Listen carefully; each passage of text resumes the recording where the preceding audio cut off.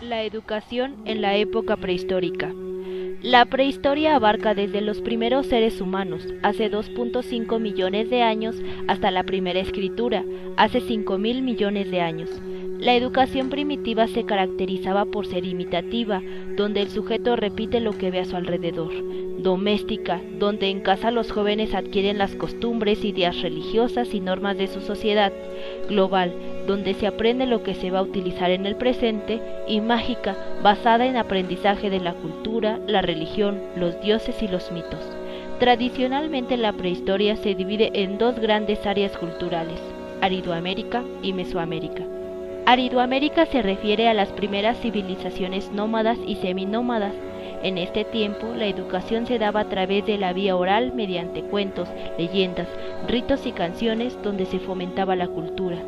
La experiencia, la imitación, la observación y la instrucción que impartían ancianos, líderes y padres de familia jugaba un papel fundamental como transmisores de conocimientos para garantizar la supervivencia de la comunidad, donde se educaba para la cacería, la agricultura y conforme crecía la comunidad, los sujetos se podían especializar como sacerdotes, artesanos, comerciantes, constructores y trabajadores.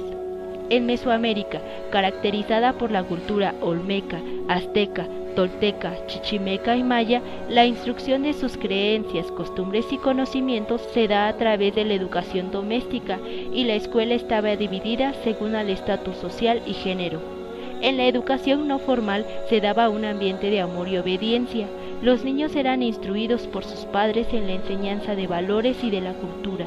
A cierta edad, los varones eran educados por sus padres y las mujeres por sus madres para la enseñanza de actividades características de cada género. En la educación formal, los varones que pertenecían a la nobleza, la escuela los formaba para cuestiones religiosas, sacrificios, arte, cálculo y ciencia. Para los de clase baja, eran preparados para la guerra y defender al pueblo. Para las mujeres, la educación se impartía en casa, que instruidas por sus madres realizaban tareas del hogar. Solo las mujeres de la nobleza podían asistir a escuelas para ser sacerdotisas. La educación en Grecia. Grecia se divide en tres periodos o épocas. Época arcaica. Es del año 700 a.C. al 490 a.C.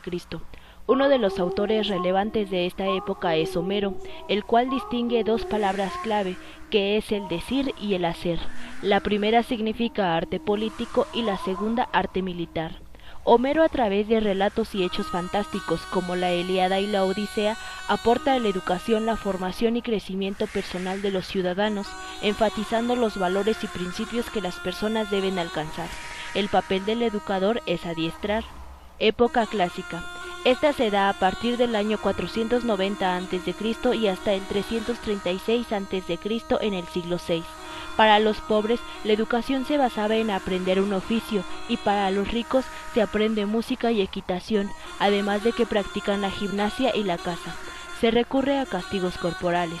Los varones se instruyen primero informalmente aprendiendo a leer, escribir y educación física hasta la pubertad, y en la instrucción formal, la literatura, aritmética, filosofía y la ciencia. La tercera etapa lleva por nombre helenístico, se da en el año 336 a.C. hasta el 31 a.C. Durante este periodo, algunas ciudades-estados establecieron escuelas públicas. Solamente las familias adineradas podían contratar una maestra. Los niños varones aprendían a leer, escribir y citar la literatura, también a contar y tocar un instrumento musical y a entrenarse como soldados para el servicio militar. Estudiaban no para trabajar, sino para convertirse en buenos ciudadanos. Educación en la época prehispánica. La educación estaba dividida por género masculino y femenino, clase noble y plebeyos. Los conocimientos eran transmitidos de generación en generación por medio de códices y escritos. En las escuelas prehispánicas del Poxcali se educaba a los jóvenes del pueblo a partir de los 15 años para servir a su comunidad y para la guerra, mientras los nobles que asistían al Calmecac, los vástagos de los Macehuales o Macehualtin, asistían al Telpoxcali. La vida en el Telpochcali era dura. Desde la madrugada comenzaban las actividades. El día iniciaba con un helado baño, seguido de una comida frugal y muy controlada. Solían memorizar los cantares con los hechos relevantes de sus mayores y las alabanzas a sus entidades sagradas, además de aprender y ejercitarse en el manejo de las armas, como el atlatl, instrumento utilizado para lanzar flechas, y el mahuatl, la curiosa espada de madera. Los alumnos tenían otras obligaciones, como la de reparar los templos y trabajar las tierras de forma colectiva para su sustento. Los alumnos ociosos e incorrectos eran castigados severamente. En casos de faltas extremadamente irreparables que atentaban contra la población, se penalizaba hasta con la muerte. Si alguno de los alumnos sobresalía por su habilidad y valor en las guerras, se premiaba y rendían honores.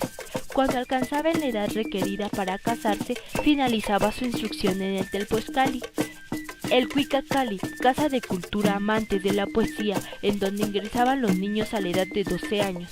Poetas de renombre, músicos y danzantes distinguidos eran los encargados de organizar el Cuicacali. Recibían la paga del tlatoani en persona. Existía gran diversidad de profesores. Uno componía las obras, otro hacía los arreglos musicales y otro se encargaba de integrar los coros y la coreografía. La función del Cuicacali era transmitir y elaborar una lengua culta. El Calmecac era la escuela para los hijos de los nobles náhuatl. En esta escuela se entrenaba para ser sacerdotes. Educación en Roma, época antigua, hasta el siglo II a.C. La educación de los muchachos se limitaba a la preparación que podía darle su padre, una educación de campesinos basada en el respeto a las costumbres de los antepasados. Se les enseñaba que la familia constituía una auténtica unidad social y religiosa. Hasta los 7 años era la madre la encargada de la educación de los hijos. A partir de esta edad, era el padre quien tomaba la responsabilidad de la educación. Enseñaba a su hijo a leer, escribir, usar las armas y cultivar la tierra, la religión, la moral y el conocimiento de la ley. Las niñas siguen bajo la dirección y el cuidado de su madre, que la instruye en el telar y en las labores domésticas. El definitivo perfeccionamiento a su formación lo daba el ejército, en el que se ingresaba a la edad de 16 o 17 años. La fuerza del ejército romano residía en su disciplina. A partir de los siglos III y II a.C., Roma entra en contacto con la cultura griega al conquistar la Magna Grecia. Maestros y retores llegan como esclavos a Roma y se dedican a impartir la docencia en las casas de sus dueños, e incluso abren escuelas una vez obtenida la libertad. Gran número de pedagogos, gramáticos, retóricos y filósofos invaden las calles de Roma y los romanos aceptan sus enseñanzas. La organización del sistema educativo es la siguiente. Enseñanza primaria. Ocupaba a los niños desde los 7 años hasta los 11 o 12.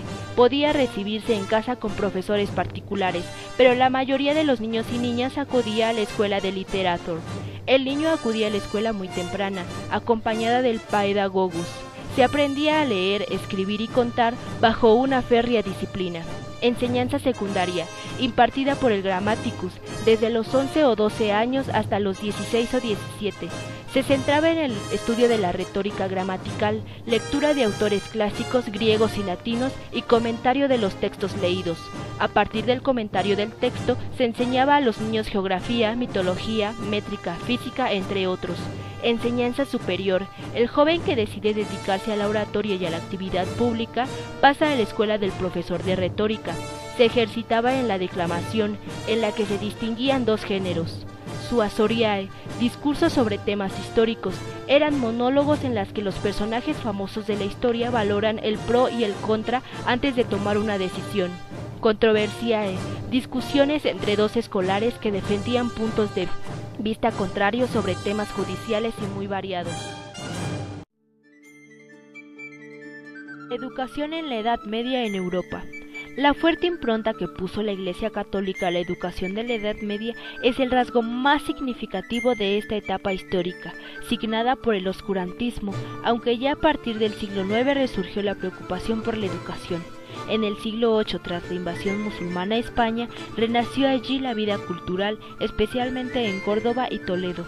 Ahí y en el resto de Europa, el cristianismo siguió impartiendo su enseñanza en los monasterios. A partir del siglo IX se crearon las escuelas monacales. Las lecciones se daban en latín. El objetivo primario era la formación de hombres cultos para la Iglesia, con método memorístico. Sin embargo, además de la formación de religiosos, se establecieron colegios exteriores para el resto de la población, como por ejemplo en Harrow, San Martín de Tours, Cork o Montecassino. Luego surgieron las escuelas catedralicias o episcopales como la de Reims o la de Viena. En la Edad Media es posible reconocer la tarea educativa de Carlomagno. Creó las populares, donde los niños aprendían los rudimentos de la lectoescritura, pues eran pocos los que se hallaban alfabetizados, escuelas superiores y seminarios de música. Carlomagno fundó además la Escuela Palatina en Aquisgrán para hijos de personas influyentes y futuros funcionarios. Allí, el sistema educativo seguía estando en manos de la Iglesia y comprendía el quadrivium y el trivium. El quadrivium estaba integrado por aritmética, geometría, música y astronomía, mientras que el trivium contaba con gramática, retórica y dialéctica. Eran religiosos tanto quienes las dirigían como quienes enseñaban, pero sus alumnos podían no ser aspirantes a clérigos. Se estableció una calificación numérica de 1 a 10. Alemania e Inglaterra fueron los países que se destacaron bajo la influencia de Carlomagno en materia educativa, bajo los reinados de Otón y Alfredo el Grande. Estas escuelas fueron perdiendo importancia al establecerse los llamados Studium Generale, abiertos a todos, cualquiera que fuera su nacionalidad y con variedad de saberes científicos en su currícula. De allí comenzaban a desarrollarse las universidades, a partir del siglo XII, siendo la primera la de Bolonia, que reconocen como antecedentes las escuelas catedralicias, pero que se manejan con independencia tanto de la autoridad civil como de la religiosa. Educación en la conquista de México.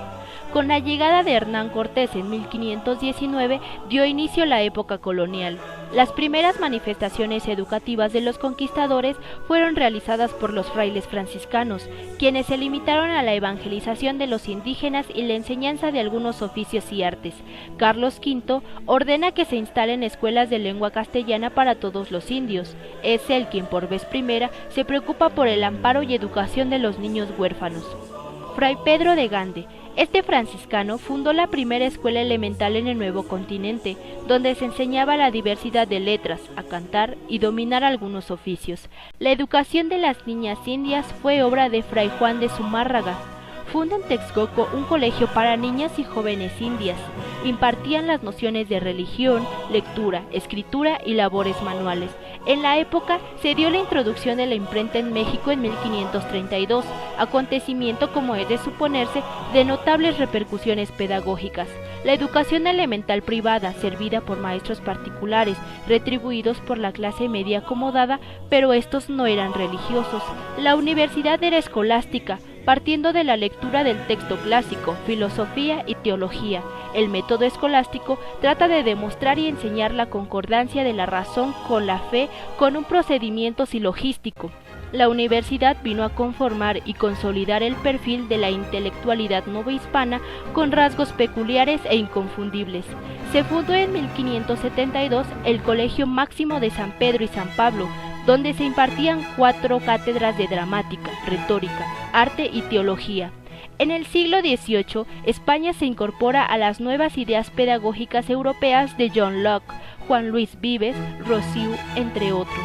Así, fue ganando terreno la educación laica y avanzada, la educación superior, donde surgen 3 instituciones que no están bajo el régimen de la Iglesia, como el Colegio de Vizcaínas, dedicado a la educación femenina, aunque conservó parte de la educación religiosa. Academia de las Nobles Artes de San Carlos de la Nueva España, creado para la honra y protección del arte mexicano, con énfasis en la pintura, el grabado, la escultura y la arquitectura.